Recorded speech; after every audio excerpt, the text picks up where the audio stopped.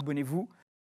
Et bonjour tout le monde, bonjour, est-ce que vous nous entendez bien? Est-ce que tu peux parler dans le micro pour que les gens... Bonjour. Bonjour, normalement vous nous entendez, le Je- son a l'air de Je fonctionner. suis cachée par le micro. Attends, je vais baisser le micro, moi je vais me baisser aussi. Parce que normalement, là j'avais la chaise de Anna, donc forcément, je suis plus bas. Je crois que le micro il est au minimum par contre. Ah bah ouais, bah voilà, Ouais. c'est la taille qu'il faut changer. Si tu peux monter ta chaise, je pense, si jamais... Parce que là, effectivement, j'ai pas fait de retour caméra. Quelle ponctualité! Oui, ça arrive, des fois on est à l'heure. Je pense pas que... Ah si, Si, c'est bon. incroyable. Ouais. Voilà, comme ça on est au même niveau. Je triche. Et oui, on est ponctuel. Bonjour tout le monde, j'espère que vous allez bien. On est comme d'habitude en direct depuis les locaux de Mediapart. Je vois que vous êtes déjà un peu plus d'une centaine à être là, merci beaucoup. Je vais ouvrir rapidement juste une petite fenêtre au cas où on doit lire des trucs après. Mais je suis pas sûr qu'on lise tout de suite des articles. Bonjour. Alors aujourd'hui, je suis avec Ariane Lavrieux. Salut. Salut. Merci d'avoir accepté mon invitation déjà. Merci. Pour commencer, est-ce que tu peux un peu te présenter? Je pense que les gens te connaissent parce qu'on a déjà lu certains de tes articles ici, mais est-ce que tu peux un petit peu te présenter, expliquer sur quoi tu as travaillé, sur quoi tu travailles? Oui, c'est vrai que je suis une ancienne pigiste, journaliste indépendante pour Mediapart, entre autres. Et aujourd'hui, je suis journaliste pour Disclose, qui est un média d'investigation en ligne depuis 2018.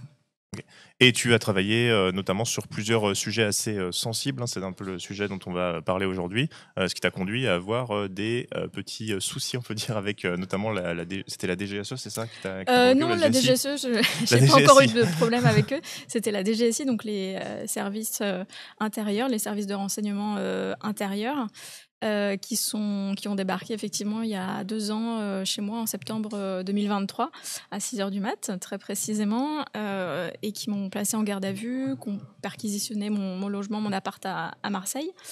Parce que, pas parce que j'étais soupçonnée d'un crime ou d'un délit de droit commun, mais parce que mes articles, mes enquêtes les intéressaient. Notamment, en particulier, une enquête qu'on a fait avec Disclose, avec plusieurs journalistes de Disclose, qui s'appelle Egypt Papers, qui révèle une opération militaire secrète de l'armée française au profit de la dictature égyptienne. Et en gros, ça consistait à aider la dictature, l'armée égyptienne, à repérer des civils, des trafiquants, des contrebandiers en fait, dans le désert libyen et les tuer. Voilà, Oui. donc l'armée française donnait les renseignements, repérait les gars qui passaient dans le désert, et l'armée égyptienne les tuait, les frappait avec des bombes. Et ce qu'on voyait aussi dans l'enquête, c'est que ces gens qui ont été frappés n'étaient pas nécessairement des personnes qui avaient lien avec quelconque forme de terrorisme ou même contrebande très grave. En fait, l'armée française participait à frapper des gens un petit peu de façon extrêmement arbitraire, en fait. Oui, en droit, ce sont des exécutions arbitraires. Il n'y a aucune sommation, il n'y a aucun procès. Ce sont des gens qui sont potentiellement suspects d'un délit, mais qui sont tués sans sommation. Donc c'est un crime. C'est un potentiel crime contre l'humanité. Et la France s'est rendue complice de ce crime d'État commis par une dictature en plus.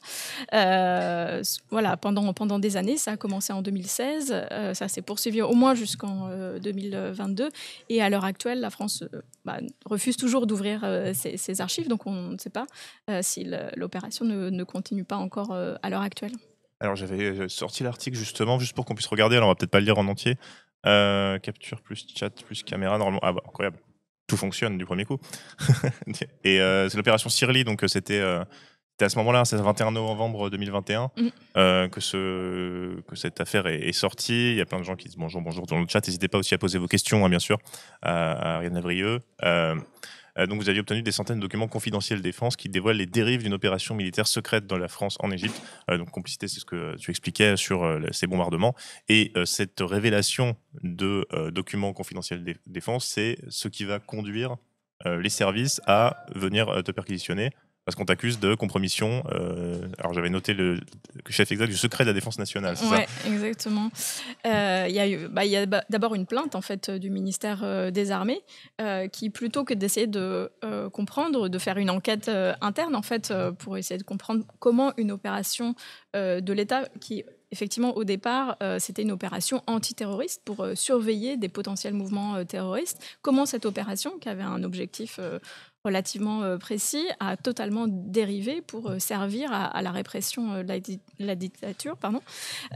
Et donc, il y a eu une enquête interne, mais qui a été menée seulement pendant 2-3 mois au ministère des Armées. Elle a été classée secret défense. Et elle a conclu que tout allait bien. Très bien. En revanche, en même temps, ils ont porté plainte contre X.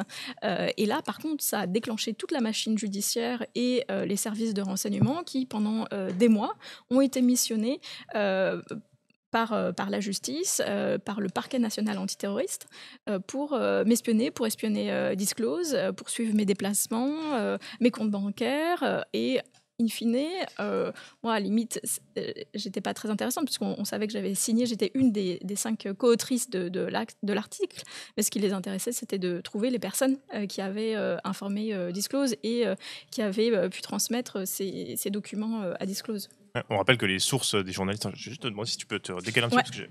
Voilà. Légèrement dehors de la caméra, moi je me décale aussi. Voilà. On rappelle simplement que les sources des journalistes sont protégées normalement et qu'on n'est pas censé pouvoir comme ça lancer des enquêtes ou des opérations judiciaires pour trouver la source d'un ou d'une journaliste. Qu'est-ce qui a déclenché ça à ton avis? Parce qu'il y a d'autres enquêtes qui ont touché des sujets sensibles où il n'y a pas eu ce genre de recherche. Il y avait un contexte particulier pour cette opération? En fait, en théorie, effectivement, la Constitution française protège les sources, c'est-à-dire qu'on n'a pas le droit de forcer les journalistes à révéler leurs sources. Leur anonymat doit être protégé pour leur sécurité, parce qu'ils prennent des risques en nous transmettant des informations. Mais en même temps, il y a une loi française en 2010, qui existe depuis 2010 en France, qui porte le nom de Rachida Dati, parce qu'elle a été votée quand elle était ministre de la Justice. Et cette loi, en fait, elle casse la protection des sources. Et elle dit, oui, en théorie, la protection des sources existe, elle doit être défendue, mais dans des cas exceptionnels, on a le droit de mettre tout en œuvre pour rechercher les sources et donc qui ont informé les journalistes. Donc, ils ont trouvé une formule qui s'appelle l'impératif prépondérant d'intérêt public. Donc, au nom de cette formule très vague, on peut perquisitionner, espionner, placer en garde à vue, convoquer des journalistes et suivre tout leur entourage pour savoir qui est potentiellement une source. Et moi, vous en avez entendu parler parce qu'effectivement, ça a fait un peu les gros titres. J'ai été placée en garde à vue pendant 2 jours. Mais en fait, je ne suis pas du tout la seule. À l'époque où moi, je suis placée en garde à vue, il y a déjà une trentaine de journalistes, depuis la loi 2010, qui ont été intimidés par les services de police, les services de la DGSI. Parfois, c'est allé jusqu'à la garde à vue. La plupart, c'était des convocations par la police. Mais il y a eu une intimidation qui s'est accélérée avec cette loi-là.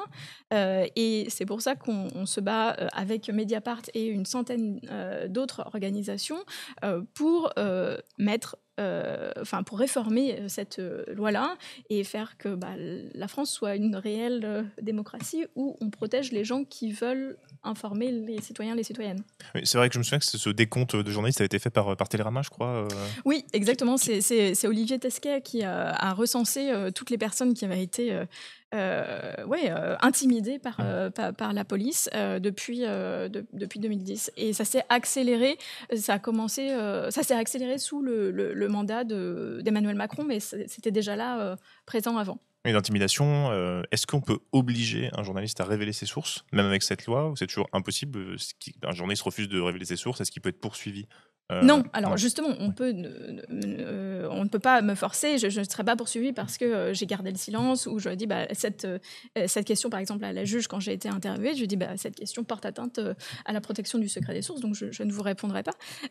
Mais en revanche, on peut, c'est un peu une protection factice parce qu'ils ont tous les moyens de l'État pour essayer de chercher avec qui vous parlez, qui vous rencontrez, etc. Donc, même si vous ne révélez pas, même si vous n'êtes pas forcé, ils vont utiliser tous les moyens qu'ils ont à leur disposition de surveillance, de coercition, pour retrouver les sources. Et puis, la garde à vue en soi, c'est une manière de vous mettre la pression Moi, j'étais assez affaiblie, j'étais malade. Ils ont fait exprès de me mettre dans des conditions pour que j'essaye de lâcher des informations. Donc, et je suis encore une fois pas du tout la seule. Il y a encore eu des journalistes récemment qui couvraient des manifestations, des rassemblements devant des entreprises d'armement qui ont subi le même type de procédé. Donc, la protection existe en théorie, mais ils ont plein de moyens de contourner cette protection. Il y a une question dans le chat de Queen Daline qui demande est-ce que cette loi a été contestée, que ce soit auprès de la Cour constitutionnelle ou au niveau européen, au Conseil constitutionnel, je pense. Oui, elle a été contestée. Il y a même eu une contre-réforme en 2016 qui a été proposée, qui était la loi Bloch. Et c'était sous Hollande. C'était sous Hollande, oui, exactement. Mais elle a été censurée par le Conseil constitutionnel. Pas forcément pour les raisons, pas forcément sur l'article qui voulait renforcer, pas que en tout cas sur l'article qui voulait renforcer la protection des sources, mais aussi, et en gros le Conseil constitutionnel a dit non mais vous voulez trop protéger, donner trop de pouvoir à la presse, à la liberté de la presse, et il faut protéger les intérêts fondamentaux de la nation, le secret défense, c'est important. Ils l'ont pas dit comme ça, mais en gros l'équilibre dans la loi selon le Conseil constitutionnel, la réforme n'était pas assez favorable à la protection de l'État. Et donc, nous, on travaille actuellement avec Reporters sans frontières. Quand je dis nous, c'est Disclose, tout un groupe de travail, Reporters sans frontières, Sherpa, l'ONG aussi. Et on travaille à une réforme. On a fait des propositions très concrètes pour justement être dans un espèce de compromis, protéger l'activité de l'État, et en même temps permettre l'expression libre d'une presse libre, et permettre, quand il y a des dérives, des crimes qui sont commis, que ces dérives, que la presse puisse les révéler, et que surtout les informatrices, les informateurs ne soient pas muselés. On a des exemples d'autres pays où il y a des lois éventuellement qui existent. Je suppose que vous travaillez en... Oui, la Belgique. Je ne sais pas s'il y a des Belges dans le chat, mais ils ont une super loi de protection des sources, de protection de la liberté de la presse.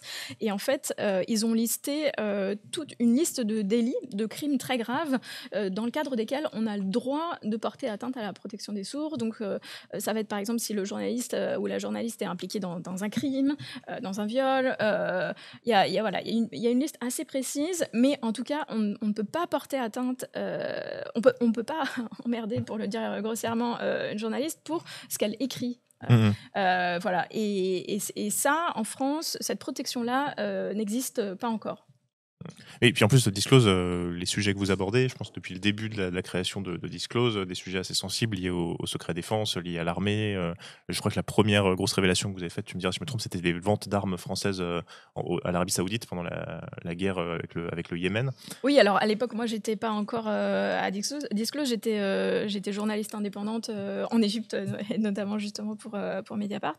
Donc, j'ai pas participé à cette enquête, mais effectivement, Disclose s'est fait connaître pour des enquêtes, pour des révélations de documents confidentiels défense, et des révélations justement de vente d'armes de la France qui aide des dictatures, là en l'occurrence les Émirats arabes unis, l'Arabie saoudite, pour mener une guerre contre des civils au Yémen.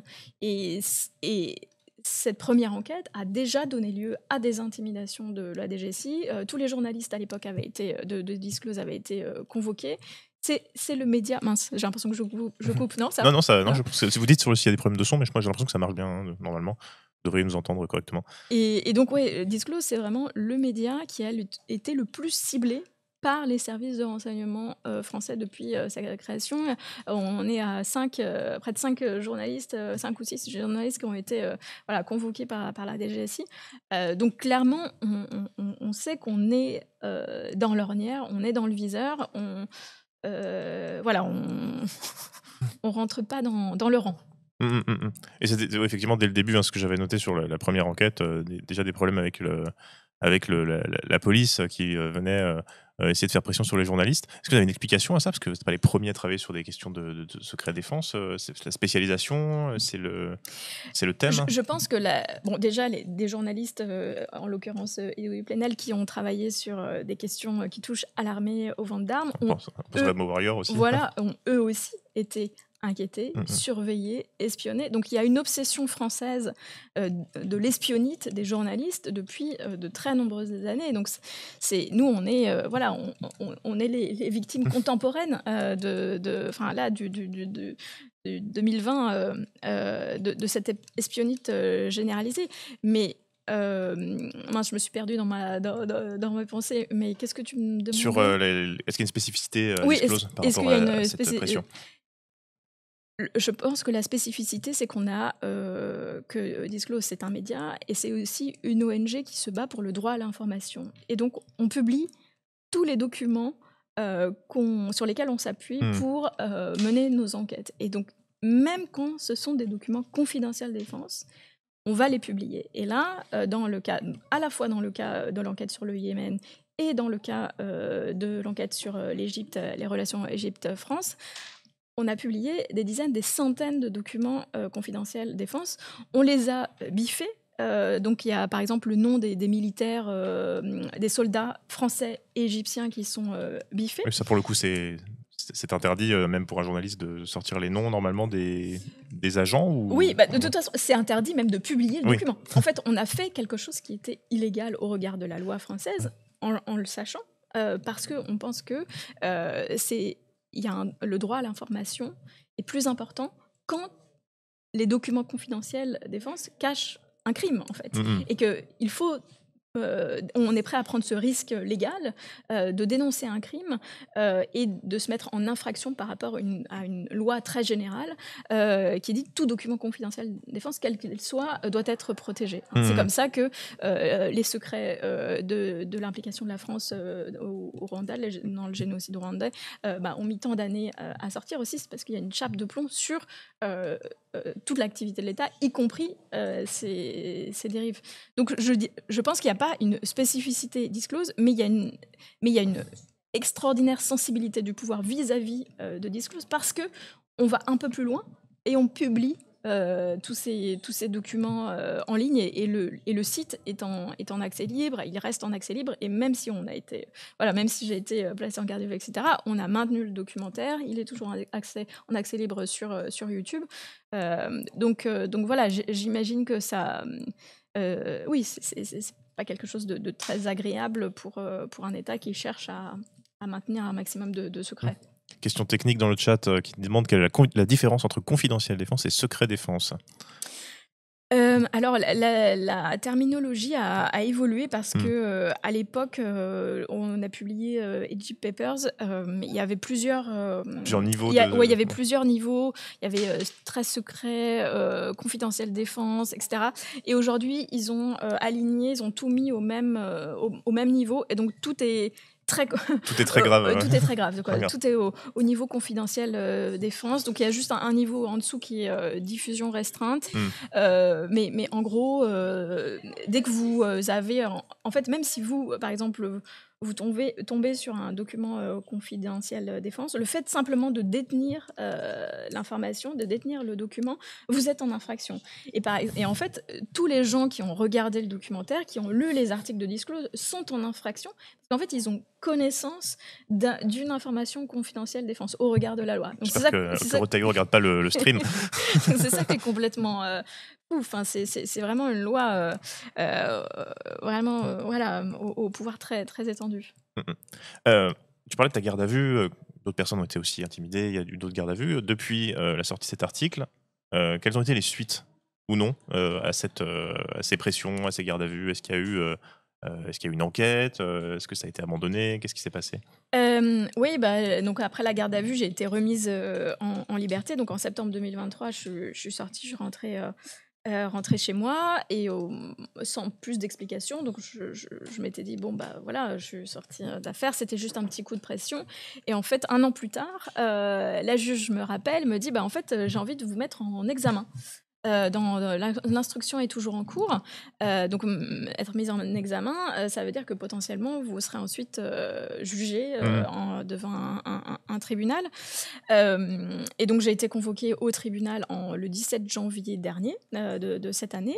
Elle m'a auditionné pendant près de 3 heures avec une autre juge d'instruction donc toujours le parquet national antiterroriste. Donc, il faut quand même se rendre compte de là où on est. C'est-à-dire qu'on a mobilisé des officiers de police judiciaire spécialistes dans l'antiterrorisme pendant des mois pour me surveiller, 2 juges de haut niveau du parquet national antiterroriste qui ne jugent que des affaires de ce niveau-là et qui donc ont eu sur leur temps de travail à savoir pourquoi j'avais écrit cet article, comment, qui avait pu informer Disclose, etc. Donc déjà, ça c'est... C'est étonnant même d'avoir choisi ce parquet-là pour cette affaire-là. En dehors de toute question de gravité, c'est pas vraiment leur champ d'action normalement.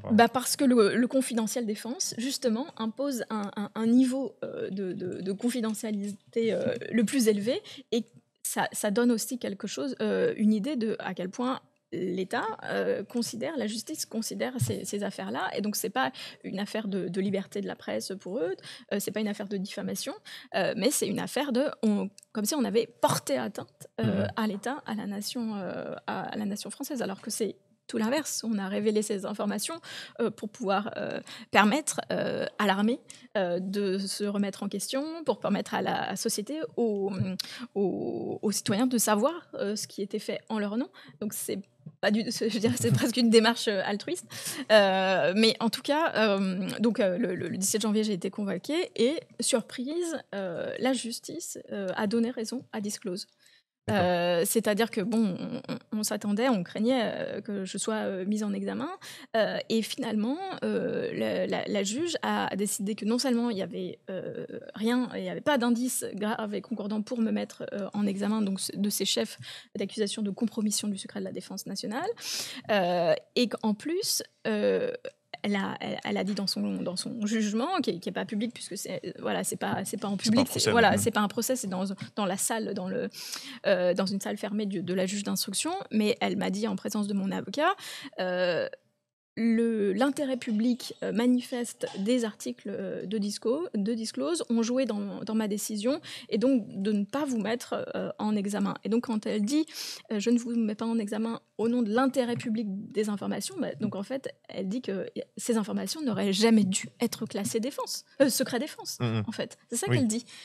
Et donc en fait c'est une attaque directe à l'endroit du ministère des Armées, qui aurait dû déclassifier, et voilà, la procédure se serait arrêtée et on aurait reconnu le travail d'utilité publique des journalistes, de Disclose et de tous les médias qui ont repris, et notamment de France 2, puisqu'on a diffusé l'enquête, le reportage ensemble sur Complément d'enquête. Ministre des Armées qui était à ce moment-là Sébastien Lecornu, d'ailleurs notre actuel Premier ministre. Exactement, ouais, tout à fait. Enfin non, en 2021 c'est Florence Parly. Je veux dire au moment de l'audition chez le juge. Mais voilà, au moment de l'audition chez le juge, effectivement, c'est Sébastien Lecornu. Ouais. Il n'y a pas de réaction du gouvernement suite à... Il y a déjà eu une réaction quelconque d'ailleurs du gouvernement, même tout au long de... Oui, il y en a eu, grâce à quelques journalistes de Mediapart qui ont osé poser les questions à la porte-parole du gouvernement, au ministre de la Justice. Il me semble que c'était... mince, j'ai oublié son nom. Mais en tout cas, il y a eu... Il y a eu plusieurs ministres qui, en gros, ont fait une réponse laissons la justice travailler, je ne m'immiscie pas dans ces affaires internes. Sauf qu'en fait, c'est pas la justice. Il n'y aurait pas d'affaires s'il n'y avait pas de plainte du ministère des Armées. Oui. Donc il y a une opinion politique à avoir. Il y a des services de l'État, les services de renseignement, qui ont été mis au service de la traque d'une journaliste et des sources d'un média. Donc il y a une opinion politique à avoir, sans rentrer effectivement dans le travail de la justice, etc. Mais on peut avoir une position politique et dire... Et d'ailleurs, au niveau de la Commission européenne, de l'Union européenne, il y a eu des protestations publiques. L'ONU a rappelé à l'ordre le gouvernement français en leur disant qu'est-ce que c'est que cette arrestation, et ils ont dû essayer de s'expliquer platement, mais en gros, ils n'ont pas vraiment réussi à expliquer qu'est-ce qui justifiait d'arrêter, de priver de liberté 40 heures une journaliste. Et on ne sait pas si c'était une personne en particulier, un ou une ministre en particulier qui a absolument tenu à poursuivre cet article-là en particulier ou Non, j'ai pas de, je ne sais pas exactement ce qui s'est passé au moment précis en 2021 quand ils ont décidé de porter plainte, mais des informations qu'on a reçues au fil de l'eau, c'est que Disclose est dans le viseur du ministère des Armées depuis leur enquête en 2019 sur le Yémen et qu'ils ne veulent rien laisser passer. En 2019, justement, les journalistes de Disclose avaient été mis en garde. On leur avait dit, OK, donc ils avaient été entendus. L'instruction, finalement, s'était conclue par un non-lieu, mais le procureur de la République, il me semble que c'était François Molins à l'époque, enfin, en tout cas, un procureur de la République, leur a dit... on vous blanchit en gros, mais ne recommencez pas. Oui. Il l'écrit noir sur blanc comme ça, il ne faudra pas réitérer, quoi. Et bon, le problème, c'est qu'ils ont réitéré 2 ans plus tard. Donc, je pense qu'il y a effectivement une volonté de... Ouais, il y a quelque chose. Il y a une crispation autour de ça. Il y a une petite crispation, ouais. Parce qu'il y a eu aussi l'enquête que vous aviez sortie, c'était sur les armes françaises qu'on avait retrouvées sur le champ de bataille en Russie. Oui, oui, non, mais effectivement, il y a cet article-là. On a révélé que jusqu'en 2020, la France a continué d'exporter des matériels qui servent qui ont servi dans la guerre qui a commencé en 2014 et qui ont été retrouvés sur le champ de bataille côté russe. Ouais, côté russe, voilà, donc contre l'Ukraine. Et effectivement, ça a produit une modification de l'embargo européen qui avait laissé en fait une petite clause où c'était possible de continuer les contrats qui avaient été signés avant les sanctions, avant l'embargo, quoi. C'était pas du matériel anodin en plus, c'était dans le souvenir, c'était des systèmes de guidage, oui, des choses assez pointues quand même. En fait, c'est des matériels, il y avait des matériels effectivement pour pour le guidage et puis pour les chars, voilà, je cherchais le mot. Et c'est des matériels qui permettaient de moderniser l'arsenal russe soviétique qui est très impressionnant, mais qui, dans ces années-là, avait besoin d'une modernisation sérieuse. Et tout le matériel, il y avait notamment Thales et Safran, a servi à aider à cette modernisation là. Donc c'était pas des petits boulons, parce que souvent le ministère des Armées essaye de faire non, mais c'est des petits montants. Pareil pour Israël. Voilà, c'est des petits montants, ça sert pas à grand chose, etc. Non, ce sont des matériels qui ont une réelle implication. Et puis par ailleurs, il y a une question aussi de principe. Oui, même si c'était des boulons, ce serait quand même pas normal. Mais... oui, quelqu'un dit l'Égypte. Oui, Toto, on en a parlé au début, effectivement. L'Égypte, c'est le sujet sur lequel tu as travaillé principalement, et que même quand tu étais journaliste indépendante. Du coup, il y avait effectivement Disclose. Donc, il y a eu le Yémen, il y a eu les armes à la Russie, il y a eu ensuite l'opération Sirli et d'autres articles. Donc, évidemment, ils vous ont dans le collimateur. Je propose qu'on passe un petit moment maintenant sur le festival qui aura lieu tout à l'heure à Paris. C'est dans pas très longtemps. Bon, alors c'est très rapide. Donc, si vous êtes sur Paris, peut-être que vous êtes déjà inscrit, mais le festival du journaliste d'impact, alors normalement. Et voilà, festival du journalisme d'impact, donc qui aura lieu aujourd'hui de 15h à 19h au TLM, qui se trouve dans le 18e, si je dis pas de bêtises. Je vais essayer de recaler juste un petit peu le... Voilà. Vous voyez un petit peu mieux. Je sais plus si c'est dans le 18e ou c'est un peu plus... On va regarder. À l'est. Non, mais si, t'as raison, peut-être. Non, mais sais plus. j'avais regardé, mais j'ai dû le noter, mais je préfère utiliser ma mémoire qui ne fonctionne pas que mes notes. Tac. J'avais dit quoi ? 19e, ouais. Je suis trompé dans l'arrondissement. Ouais, je me sentais que c'était un peu plus à l'est. Donc c'est dans le 19e, c'est tout à l'heure de 15h à 19h, c'est le festival du journalisme d'impact. Et pour commencer, tout simplement, est-ce que tu peux un petit peu expliquer ce que c'est ce journalisme d'impact qui est au cœur de ce festival tout à l'heure ? Oui, le journalisme d'impact, c'est une démarche qui consiste en gros à mesurer tout ce qui se passe après un article, toutes les répercussions que vont avoir un article, et en particulier une enquête. Et à Disclose, on défend l'idée que c'est pas seulement comptabiliser, mesurer voilà, ce qui s'est passé après, mais c'est aussi réfléchir à comment on peut provoquer le changement dès le moment où on se lance dans l'enquête. Et donc, c'est-à-dire que quand on fait notre petite réunion, conférence de rédaction à Disclose, on se dit ouais, on va choisir ce sujet, on va aller sur ce sujet-là. On se dit ok, mais qu'est-ce qu'on espère obtenir, qu'est-ce qu'on peut obtenir, est-ce qu'on veut que le ministre prenne position, qu'il y ait un changement de loi, qu'il y ait des manifestations, qu'il y ait une procédure judiciaire. Voilà, qu'est-ce qu'on peut espérer provoquer avec cette enquête. Et donc une fois qu'on a imaginer ce qu'on pourrait provoquer, ce qu'on aimerait provoquer, et bien on va mettre en place toute une stratégie pour contacter les bonnes personnes, réfléchir aux formats aussi qui vont être les meilleurs, faire une émission Twitch ou un podcast ou une série d'articles, etc. Et pour toucher aussi les personnes qui sont en capacité d'agir. Voilà. En gros pour résumer les choses, c'est l'idée que l'article, l'enquête, c'est le début. C'est pas une fin en soi. Et ce qui va compter, c'est ce qui va se passer après et le fait qu'on arrive à résoudre une injustice, qu'un responsable d'agression sexuelle soit condamné, voilà, que la société en ressorte un peu grandie ou un peu améliorée, que la vie démocratique soit un peu meilleure après l'article. Et ça a du sens, en plus dans une époque où on est submergé d'informations et où souvent, il y a des enquêtes qui peuvent ou non faire scandale, qui peuvent ou non être reprises, mais 2 jours, 3 jours après, il y a une autre enquête qui sort, il y a un autre scandale et on passe à autre chose. Et ça permet aussi de penser sur le temps long et pas uniquement d'être dans un truc d'actualité périssable aussi. Oui, exactement. Parce que c'est vrai qu'on est, nous-mêmes, hein, en particulier les journalistes, on est submergés d'informations, que ce soit par les journalistes, par les médias, mais aussi par des contenus sur les réseaux sociaux, par de la publicité, par des ONG, des activistes qui nous informent et qui nous donnent des raisons de nous indigner.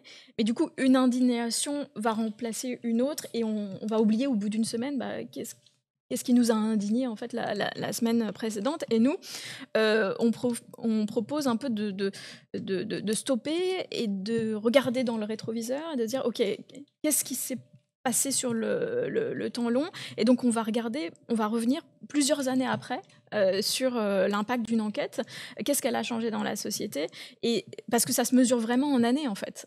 Bon, vous le voyez, vous êtes bien placés pour le voir avec tous les procès Sarkozy, mais nous on l'a vu par exemple sur une enquête sur les essais nucléaires de la France en Polynésie.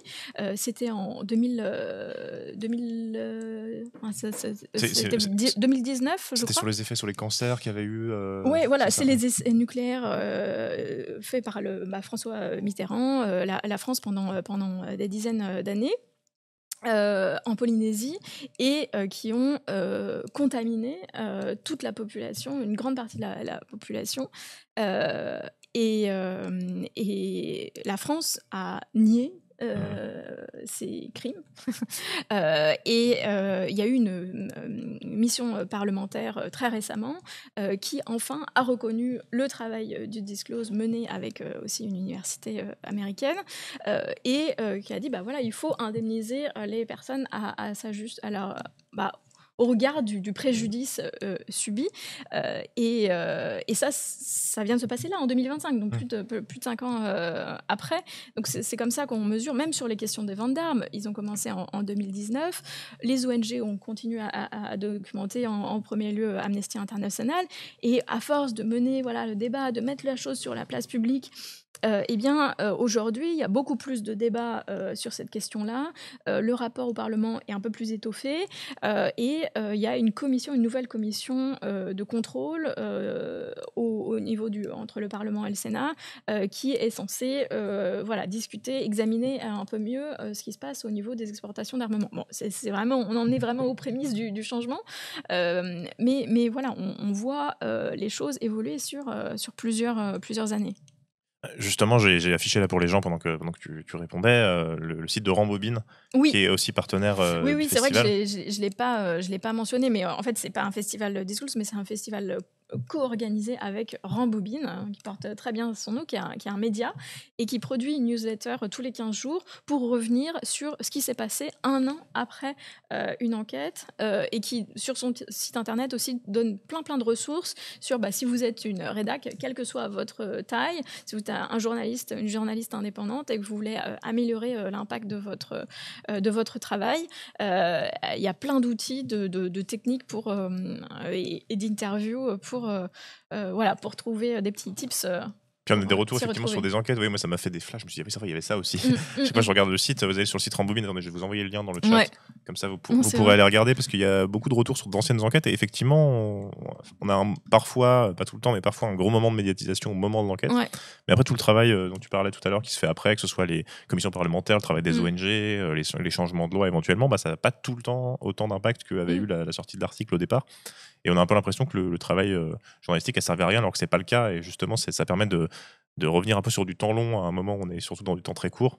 Et même en tant que journaliste, effectivement, quand les journalistes sortent un article et que c'est médiatisé, ça peut aller très très vite, mais ça peut durer quelques jours. Alors qu'après, ça peut durer des années pour l'après, le changement de loi, etc. Et j'ai l'impression que le site vous permet de voir un peu ça. Je pense au réseau Atlas. Oui, puis il y a plein de changements aussi qui sont un peu invisibles, imperceptibles. Des articles vont permettre à des victimes de se mettre en contact. On le voit beaucoup sur les questions de violences sexuelles. Et ça, c'est des choses aussi qu'on peut raconter et que Rambobine raconte. Des choses qui vont pas forcément être très mesurables, mais des liens qui se tissent à la suite d'enquêtes. Voilà, je laisse un peu défiler pour que vous puissiez voir, mais vous avez le lien de... Ça l'a posté, c'est bon, vous avez le lien dans le chat. Donc vous pouvez voir tout ce qui s'y passe. Et abonnez-vous à leur newsletter. Abonnez-vous à la newsletter de Rambobine. Ouais. Donc, si ça et à vous celle de Disclose aussi. Abonnez-vous à toutes les newsletters. On a le son, abonnez-vous normalement. Abonnez-vous. Voilà. Pour revenir sur le festival, donc c'est donc Disclose et Rambobine qui organisent ce festival. C'est tout à l'heure. Alors il n'y a plus de place, c'est pour ça qu'on vous disait on va. Désolé. Malheureusement, peut-être que certains ou certaines d'entre vous y vont déjà. Il y a une liste d'attente. Oui. Il y a peut-être des gens qui vont pas venir, donc vous pouvez tenter votre chance à 17h. Il y aura le gros événement public. Avant, on va faire des petits ateliers en plus petits groupes, donc on peut vraiment pas pousser les murs. Mais à 17h, faut tenter sa chance si vous voulez voir. Notamment, on présentera le guide du journalisme d'impact, qui est à destination des journalistes, mais pas seulement. Ouais, et du coup, sur les ateliers, on peut peut-être en parler un petit peu. Comme vous serez obligé d'être dehors, regarder par la fenêtre les ateliers. On va pas en détailler certains. Alors, il y a le programme ici. Donc, on parle beaucoup des impacts des enquêtes. Et toi, tu y seras aussi à 15h10, donc l'impact au long cours. Donc, 3 journalistes partagent comment leurs enquêtes ont continué à vivre dans les lois, les institutions et parfois devant la justice. Et tu viendras parler donc de ce qu'on a évoqué tout à l'heure, de tes enquêtes sur les ventes d'armes et comment tu as fait face aux représailles des services de renseignement. Comment tu fais le lien entre ça et le journalisme d'impact? Qu'est-ce que ça a changé dans la façon dont on gère les ventes d'armes et toi aussi dans ta façon de travailler et de prévoir la finalité des enquêtes? C'est vrai que le fait d'avoir été intimidé par la DGSI, ça a aussi un effet boomerang, et ça a mis en lumière une enquête qui avait pas eu forcément un énorme écho médiatique. Un effet Streisand sur Internet. Voilà, tout à fait. Merci de remettre les bons termes. Et donc, c'est vrai que le fait d'avoir été attaqué, on le prend aussi, on essaye de le retourner. Et en fait, chaque attaque, on en fait aussi un levier de mobilisation pour reparler de notre travail, mais aussi pour mettre à l'agenda le sujet de l'information, du droit à l'information, de la liberté de la presse, qui est au cœur de la mission de Disclose. Et c'est pour ça qu'on s'est mobilisé très intensément avec Reporters sans frontières, avec le Fonds pour une presse libre, pour réformer cette loi, pour mener des négociations au sein du gouvernement, enfin avec le gouvernement, alors même que ils nous ont attaqués. Mais je veux dire, ils ont en fait ouvert une fenêtre d'opportunité et on l'utilise, quoi. En fait, Journalisme d'impact a aussi utilisé tout ce qui se passe faire avancer. Nous, c'est la cause voilà, de la liberté de la presse. Mais pour d'autres, ça va être au moment où on va utiliser aussi l'actu pour reparler de nos enquêtes, dire bah voilà, il s'est passé ça, les choses avancent. Ouais, créer un moment médiatique en Mm. rebondissant sur les conséquences de l'enquête, mais c'est vrai que souvent, il n'y a rien de pire qu'une enquête où il se passe rien en fait. Où Bah oui, après, il n'y a pas de médiatisation, il n'y a pas d'infos. c'est terrible pour nous qui avons mis beaucoup d'efforts, mais aussi surtout pour les victimes, pour les sources qui ont fait confiance dans les journalistes et qui se disent bah, à quoi ça sert tout ça, qui parfois se sont même inquiétés, alors que derrière, il n'y a pas d'écho médiatique. Donc c'est vrai que je préfère ne pas sortir une enquête parce qu'on n'est pas assez sûr sur quoi elle va déboucher, on n'est pas assez solide, on n'a pas encore assez construit quelque chose plutôt que de dire bah non, on a un scoop, il faut le sortir. Absolument. Et bah, c'est ce que je raconterai justement cet après-midi. On a eu une information de livraison d'armement vers Israël. On aurait pu révéler le scoop comme ça, le mettre sur la place publique et attendre de voir ce qui se passe. Mais on a choisi de réfléchir à comment faire que la société s'en empare, en particulier les dockers sur place, pour arrêter le bateau, quoi. Et donc, du coup, c'est une autre manière de penser. Il faut penser travailler avec des activistes, il faut travailler avec d'autres médias, au risque que l'information sorte ailleurs.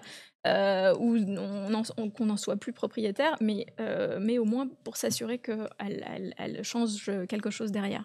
En l'occurrence, là, sur les dockers, c'est qu'il y a eu beaucoup de cas de dockers dans différents pays où il y a eu des refus de... Même à Marseille, là où je suis, du coup, les dockers de Marseille, à la suite de notre enquête, ont bloqué 3 cargaisons remplies de maillons pour des munitions qui devaient partir en Israël, des tubes de canon, et ça a été bloqué suite à notre enquête, mais aussi à la stratégie qu'on a mis en place pour que les dockers puissent s'emparer de l'information au bon moment. C'est une stratégie de faire d'organisation au niveau des personnes qui sont concernées en fait directement par l'information et qui peuvent agir, dessus. Pas uniquement de juste, comme tu disais, sortir. J'ai sorti en premier. Voilà. Oui, puis se dire qu'on n'est pas extérieur à la société. C'est ça l'idée aussi du journalisme d'impact, c'est qu'on n'est pas à côté, on n'est pas au-dessus, on est dedans. Et on a la volonté, peut-être la prétention, de vouloir un peu changer les choses et de corriger, en tout cas, qu'un article change un petit peu, fasse un petit peu avancer le schmilblick. Oui, puis il y a des effets, on verra aussi avec Yann Philippin, qui est journaliste donc à Mediapart. Ouais, c'est des effets même financiers. Des effets financiers, oui, sur les récupérations d'argent par l'État. Émilie Rousseau, sur les polluants éternels, les PFAS, qui poussaient les pouvoirs publics à interdire certaines de ces substances. Donc vous verrez vraiment celles et ceux qui pourront être là-bas. Non, mais ça, c'est assez fou. Le pouvoir de leur enquête, c'est une immense enquête dans des dizaines de pays, et notamment en France avec Le Monde. Elles ont mis, parce que c'est principalement des femmes, elles ont mis à l'agenda un problème qui n'existait pas. Et donc on voit avant, après leur enquête, le mot PFAS n'existe pas dans les médias, et après leur enquête, il y a des dizaines, des centaines d'occurrences. Et donc c'est un peu comme le mouvement MeToo, les violences sexuelles, on s'en fichait un petit peu, et hop, tout d'un coup, ça devient un sujet d'intérêt public parce que des médias le mettent, mais le mettent correctement. Oui, en fait, c'est ce que j'allais dire, c'est pas un hasard si ce sujet est arrivé à l'agenda politique. C'est ça, il y a une coordination de force pendant près d'un an pour réfléchir à comment multiplier les courroies de transmission de l'info. Et juste après ces différents éclairages, donc avec 3 exemples, il y a des ateliers pratiques. Alors c'est écrit comment préparer l'impact de votre enquête, comment réussir à suivre les répercussions d'une enquête. Et ça, c'est plutôt pour le journaliste ou pour le public général aussi Non, là justement, on va mélanger des journalistes, des chargés de campagne, des activistes, des ONG, tout ça autour d'une même table, et on va leur donner une mission, on va leur donner des sujets d'enquête fictifs, et ils vont devoir, non pas imaginer comment ils vont enquêter, mais comment construire une stratégie d'impact.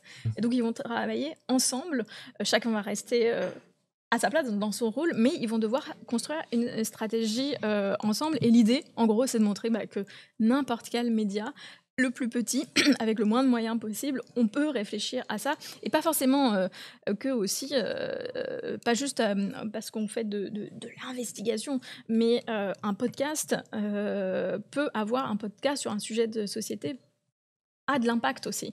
Et c'est quelque chose qu'on peut penser. Un livre, le milieu de l'édition, vend très peu. Et pourtant, la mesure d'audience dans l'édition, ça n'a pas vraiment de sens en fait. Mais ce qui a du sens, c'est quel va être l'impact dans le débat public des informations qui sont dans le livre. On l'a vu avec les Fossoyeurs ou d'autres, ou le livre de Daphné Castaldi sur les crèches. Le business des crèches privées, c'est pas des livres qui font beaucoup d'exemplaires au regard de la population française. Mais par contre, ça a créé un débat public énorme, un changement de loi, commission parlementaire, commission d'enquête parlementaire, etc. Donc, c'est ça qui compte derrière. Puis même, j'ai envie de dire, si on fait une enquête sur un milieu, de toute façon, ça peut concerner un faible nombre de personnes, certaines enquêtes. Le fait de cibler aussi certains milieux, de faire de l'information à direction de ces milieux-là, ça peut totalement chambouler la vie de plusieurs dizaines de personnes, simplement parce qu'on a touché les bonnes personnes. Ce que tu disais tout à l'heure, par exemple, pour le cas des dockers, on parle de quelques centaines de personnes dans le port de Marseille, mais ça a totalement changé la trajectoire de cargaison d'armes. Donc c'est aussi ça, le journalisme d'impact, c'est savoir vers qui se tourner, à qui parler, à qui communiquer l'information. Ouais, c'est ce que dit Lucy Nash du Bureau of Investigative Journalism au Royaume-Uni, c'est apporter l'information aux bonnes personnes pour qu'elles puissent s'en saisir et agir. Et c'est exactement ça. Et par exemple, un article qui va pas avoir beaucoup d'écho dans les médias nationaux, on va se dire super, ça fait flop, personne le reprend, personne ne reprend notre info. Et en fait, localement, ça va avoir un impact hyper fort. Et par exemple, là, on vient de publier une enquête sur Pierre-Édouard Sterrin, qui tentait d'infiltrer la faculté catholique privée de l'Ouest, à Angers notamment, via une fondation. Il y a une réaction immédiate, épidermique, des enseignants, des étudiants qui ont fait des pétitions, etc. Et il y a eu quelques papiers dont France 3, Ouest de France, mais franchement, ça n'a vraiment pas dépassé le cercle ultra-local du Maine-et-Loire. Et en revanche, du coup, l'université a mis fin à sa coopération, à son partenariat avec Pierre-Édouard Sterrin en quelques jours. Alors que vous n'en avez sans doute pas entendu parler, ça n'a pas du tout fait la une. Et pourtant, l'impact, il est très concret. Et du coup, ça donne tout son sens à cette enquête-là et au journalisme qu'on fait. On se dit, on n'a pas fait tout ça pour rien, quoi. Oui, on a même envie de se dire, parfois, c'est pas grave si ça fait pas la une. Ce qui compte, c'est que ça ait un effet sur les problèmes ciblés. On a aussi notre centralisme parisien en France. Si les enquêtes sont pas à Paris, forcément, ça a aussi moins d'écho médiatique. Oui. Et en plus, c'est horrible cette façon de penser, parce que l'investigation locale est la plus dure. Parce que nous, on a enquêté avec La Topette, donc le journal d'investigation dans le Maine-et-Loire, mais il y avait une grosse pression. Les milieux d'extrême droite, ils sont à côté, ils sont autour d'eux, donc ils pouvaient réagir très violemment à cette enquête. Ils peuvent pas sortir, ils peuvent pas s'extirper. Nous, on est loin, on va être peut-être menacés en ligne, mais eux, il y a une menace directe. L'élu local, leurs sources et leur auditoire. Puis le tissu économique aussi, qui parfois fait vivre les médias qui ne sont pas indépendants. On recevait... Oui, alors en plus, quand on n'est pas un média indépendant, c'est encore plus difficile de faire de l'investigation. Mais pour les médias indépendants qui ne dépendent pas effectivement d'un grand groupe, d'un milliardaire ou que sais-je. On recevait d'ailleurs Pierre Lemaire de 89 Lyon la semaine dernière qui nous parlait de ça. C'est retrouvé sur la chaîne YouTube de Mediapart, abonnez-vous. Et on parlait aussi de cette difficulté à enquêter au niveau local, effectivement, où il y a des complications pour les médias indépendants. On pense à Euro 89, aux différents médiacités et aux différents médias qui existent un peu partout, qui font de l'excellent travail et qui souvent sont assez peu repris au niveau national pour leurs enquêtes. Sur le journalisme d'impact, il y a aussi la question des collègues des autres médias, notamment est-ce que ça va être repris ? Est-ce que ça va être cité ? Est-ce que ça va être amplifié ? Est-ce que c'est quelque chose qu'on apprend aussi à gérer avec le journalisme d'impact, cette question de la reprise? Je sais que c'est pas forcément une fin en soi, on en a parlé, hein, mais sur certains sujets, on est un peu obligé de passer par une grosse médiatisation. C'est un angle que vous abordez aussi? Bah, c'est quelque chose qu'on réfléchit dès le début de la stratégie d'impact. Donc, on pose la question quel canal, quel partenaire média on veut. Et parfois, on va prendre un partenaire média donc justement très local, là comme là, la Topette, ou pour une autre enquête sur l'Office français de l'immigration, on était allé à Lyon avec Médiacité. Et on va, parce qu'on pense qu'on va avoir un impact plus fort en étant avec un média local ou avec une journaliste sur YouTube. On va toucher un public plus particulier et on va faire bouger ce type de personnes-là. Donc, après, parfois, on fait des paris et ça marche pas toujours. Mais par exemple, ça nous a aidé on a fait un gros documentaire, c'est mon collègue Pierre Lebovici sur Decathlon avec Cacha Investigation. Et le fait d'avoir la télé avec nous, ça a démultiplié l'impact, évidemment, puisque du coup, d'autres chaînes, déjà, le service public en a parlé, puisque c'est leur propre produit, donc ils promeuvent leurs propres informations aussi. Et puis d'autres médias ont embrayé aussi, sont allés interroger des acheteurs, des consommatrices à la sortie de Decathlon. Alors, est-ce que vous allez continuer d'acheter chez eux? Donc, il y a un effet d'entraînement aussi quand vous travaillez avec un média traditionnel installé. Il y a des chances, il y a plus de chances que vous soyez repris, mais c'est pas du tout une science exacte, parce qu'on a travaillé récemment avec France 2 aussi sur MeToo Police, donc les violences sexuelles dans la police. Et finalement, ça a eu un écho assez fort sur les réseaux sociaux, mais pas tellement dans la sphère médiatique, au-delà de France Télé et du JT. Oui. Et le ministère de l'Intérieur, jusqu'à maintenant, a toujours pas réagi, alors que on raconte qu'il y a une impunité voilà, totale qui s'est développée, près de 200 forces de l'ordre qui sont condamnées ou mis en cause dans des affaires de harcèlement, agression sexuelle, viol. Et jusqu'à maintenant, voilà, ça passe, ça ne fait pas réagir le ministère de l'Intérieur. Donc, bon. Il y a toujours une part de hasard, de toute façon, quelque chose un peu incompréhensible sur pourquoi celle-ci elle va marcher, celle-ci va pas Oui, fonctionner. et puis là encore, c'est ce qu'on disait tout à l'heure. Ça ne marche, enfin, l'impact médiatique, c'est un instant T, au début de l'histoire, en fait, au moment où on pose la première pierre. Donc, ça permet de donner de l'élan à une enquête. Mais en fait, ce qui va compter, ça va être le temps long. Et typiquement sur les questions de violence sexuelle, c'est qu'est-ce qui va changer dans la durée? Est-ce qu'il va y avoir des procédures qui vont changer, une loi peut-être? Et donc ça se fait pas en 5 minutes. Pour revenir sur le festival, il y a après, donc on parlait de cet atelier pratique, de cette information-là. Je pense que vous avez un peu mieux compris ce que c'était le journalisme d'impact, en tout cas sur ce thème-là. Pas me tromper, voilà, c'est ça.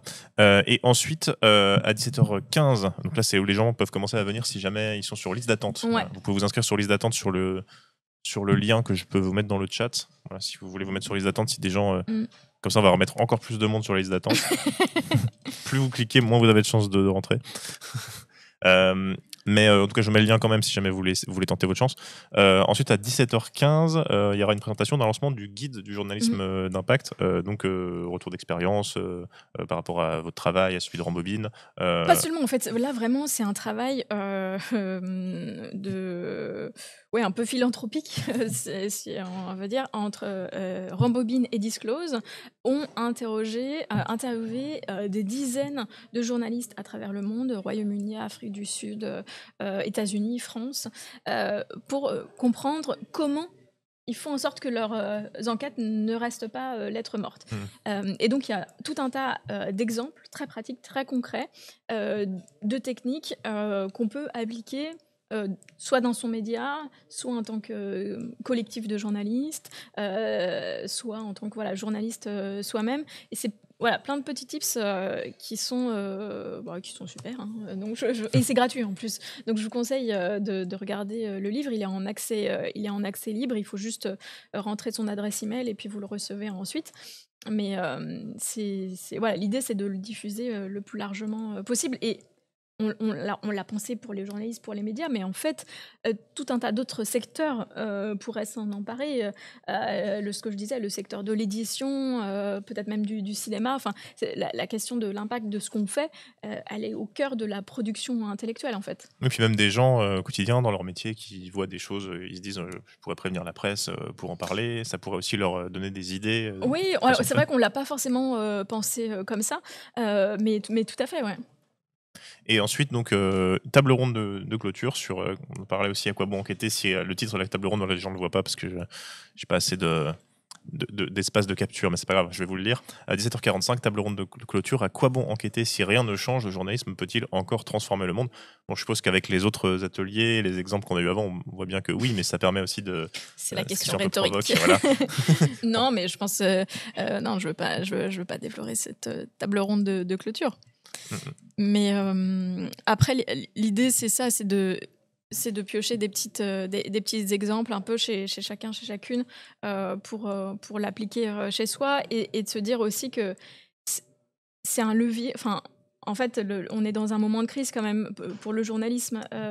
Tu l'as dit, on est submergé d'informations. Il y a une fatigue informationnelle des journalistes et du public. Je crois que c'est 80% qui dit ressentir une fatigue informationnelle. Donc, il y a une urgence à faire moins, mais mieux. Et mieux penser à quoi on sert et à expliquer aussi à quoi on sert, comment on travaille. Et c'est vraiment au cœur de l'idée du journalisme d'impact, qui est aussi une forme de... certains disent certaines rédactions parlent de journalisme d'engagement, pas au sens d'engagement militant, mais au sens de engager les gens qui lisent et pour qu'ils puissent participer en fait aux enquêtes. Je peux juste te raconter un exemple que j'adore aux États-Unis, en Angleterre, aux États-Unis. En Angleterre, ils ont fait une enquête sur les livreurs Deliveroo.